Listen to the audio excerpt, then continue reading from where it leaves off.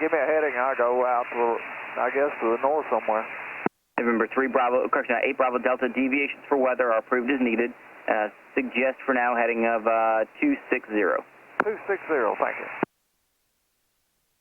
I sense that. And November 8 Bravo Delta, and you're good That there. pilot 4,000 doesn't as far as have I'm color weather concerned. If you need radar. something different, just advise. Delta, and just for your planning purposes, I'm going to take you to towards the ILS to the localizer, and have you just hold on the localizer at north of YPIB at 4,000 feet, if that works.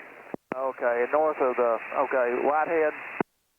Number 8 Bravo Delta, yes sir, I'm going to vector you to intercept the localizer, and then you'll be able to hold on the localizer suggesting north of YPIB. That'd be fine, okay, I got you, vector the localizer.